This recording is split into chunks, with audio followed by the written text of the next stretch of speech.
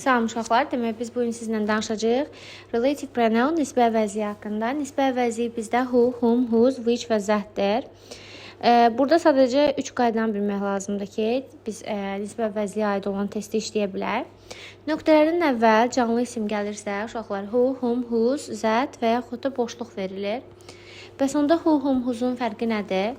Yadda saxlayın ki, who'dan sonra mütləq xəbər, whomdan sonra əvəzlik, whose'dan sonra isə isim gəlməlidir. Nöqtələrdən əvvəl yox, əgər cansız isim gəlirsə, which və yaxud da zət verilməlidir. Bəzən isə boşluq olur. Yəni heç bir şey götürə bilmədiyin halda boşluğu götürə bilirsən. Üçüncüdə isə deyir ki, nöqtələrdən əvvəl reason sözü gəlirsə, onda biz orada əvəzi olaraq why veririk. Nöqtələrdən əvvəl məkan gələrsə, ya where, ya which-in, ya da zətin verilir. Amma in zət ola bilməz. Zətin qarşısında preposition işlənə bilməz. Gəlin də testlərimizə baxaq görək. Biz o testləri yaza biləcəyikmi? Məsələn, birinci sualda deyir ki, he is a famous architect. O məşhur memardır. Memar sözü, yəni biraz söz bazasına əsaslanır. Memar sözü bilirsiniz ki, uşaqlar insanı bildirir. İnsanı bildirirsə, biz dedik ya who qoyuruq, ya whom qoyuruq, ya whose qoyuruq, düzdürmü? Ya da boşluqda zət verə bilərsiniz. İndi biz hansını götürək? İndi biz dedik ki, qaydada whomdan sonra mütləq nə gəlməli idi? Əvəzlik gəlməli idi. Whose'dan sonra bir isim işlənməli idi. Who'dan sonra isə xəbər gəlməlidir. Mən də baxıram ki, deyir ki, o məşhur memardır. Dizaynları uddu, beynəlxalq mükafatı keçən il. Dizaynları sözündən başa düşürük ki, bu isimdir. İsimdirsə, nədən sonra isim gələ bilirdi? Əlbəttə ki, whose'dan sonra. Ona görə D variantını götürəcəyik. İkinci sualda students. Students nə deməkdir? Şagirdlər, canlıdır. Canlı olanda dedik, nə verə bilərik ora ancaq? Ya who, ya whom, ya da whose verərsiniz. Bu üçün who-u verə bilmirsiniz.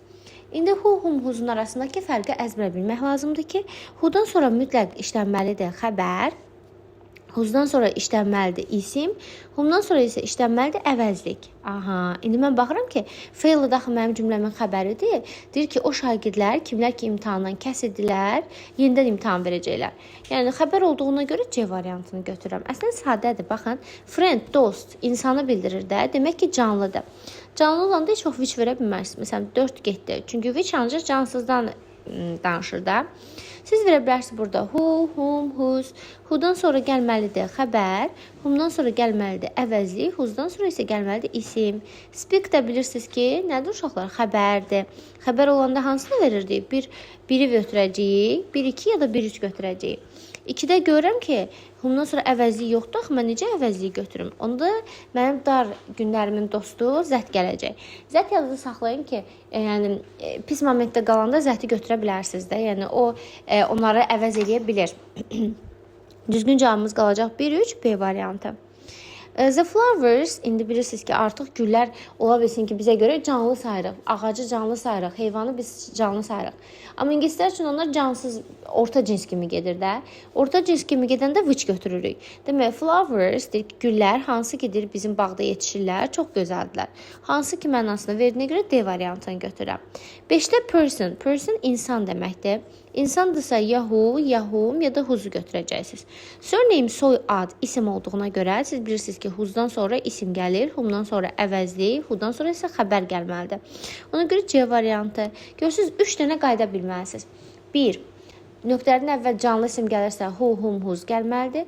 Bir də who'nu əzbərləyin ki, who'dan sonra xəbər, whomdan sonra əvəzlik, whose'dan sonra isim işlənməlidir. Nöqtələrdən əvvəl cansız isim gəlirsə, which və yaxud da zət gəlir. Və salam. Məsələn, writer nədir? Yazıcı. Yazıcı insandır, canlıdır. Canlı olanda ya who, ya whom, ya da whose'u götürəcəksiniz. Wrote yazdı, xəbər olduğuna görə A variantını götürəcəksiniz. 7-də woman, qadın, kim, qadın, canlını bildirir. Canlını bildirəndə qətiyyən which ola bilməz deyə 3 çıxır. Sonra baxırsınız ki, works xəbərdir də, düzdürmü? Elə bilin ki, birinci nöqtələrdən əvvələ, sonra isə nöqtələrdən sonraya baxırıq. Elə bir şeydir də. Yəni, whomdan sonra mütləq əvəzlik gəlməlidir, whose'dan sonra isim gəlməlidir deyə düzgün cavabımız bir D variantı qalır. The elephants fillər deməkdir uşaqlar. Fillər dedim axı orta cins sayıldıqlarına görə yəni yalnız which-lə verilə bilərlər. My brother mənim qardaşım. Artıq bu canlıdır. Yahu, yahum ya da who'u götürəcəksiniz. Who'dan sonra mütləq işlənməlidir xəbər. Who'dan sonra mütləq isim işlənməlidir. Whom'dan sonra isə əvəzli işlənməlidir.